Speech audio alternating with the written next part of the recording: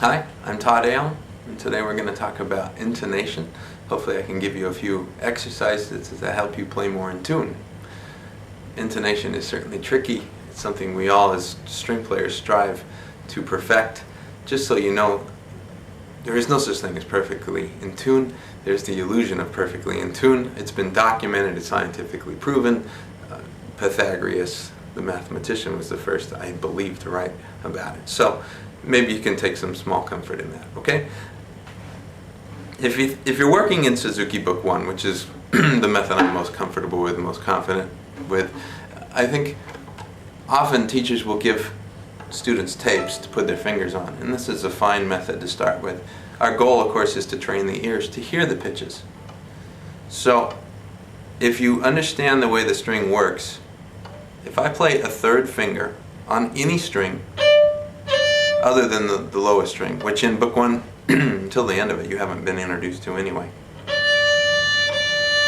The third finger matches, pitch-wise, the string below it.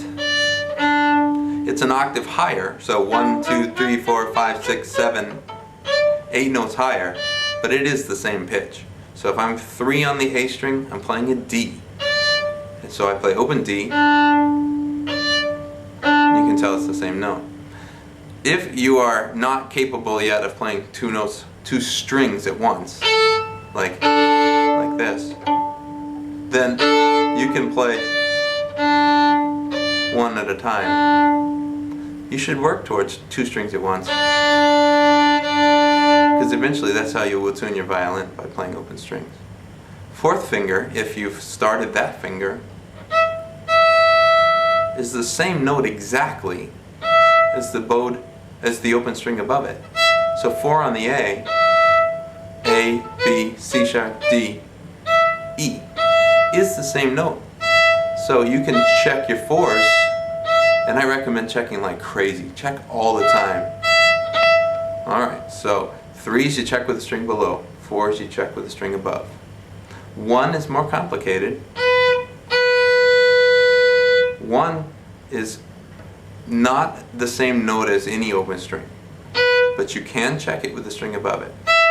It creates what's called a perfect fourth. 1, 2, 3, 4 notes apart. And if it's a little out of tune, you hear noise or flutter, and you want to get rid of that flutter.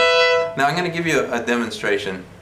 I do not expect you to be able to do this, but I want you to know what it is that you're listening to or listening for. They're called beats.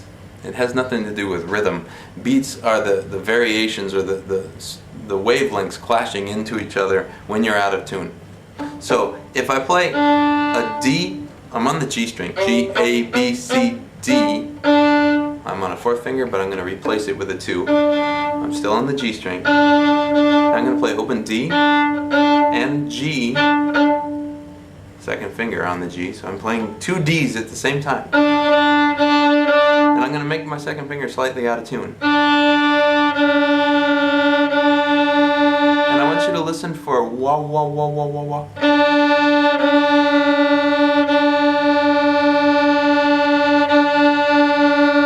As I move more out of tune, they should speed up. More out of tune, even faster. When I move more in tune, it slows down. And then when I'm totally in tune, it disappears. And it's the same note.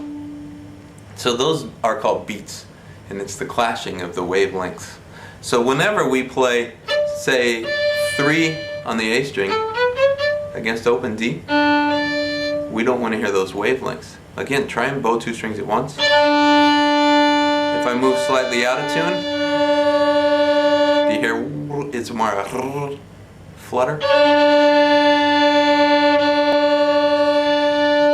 And you want to get rid of that. 4, same thing. This is called a unison because it's exactly the same note. Now, if you're not really good at bowing on 2 strings, you can push down and bend the pitch, and it can distort your perception of the notes being in tune or out of tune. And that is not a left hand issue or the open strings, it's a right hand issue. You're pushing too hard. You must learn to balance the bow between two strings and hit two strings at the same time. It's very difficult to do, but you must learn how to do it.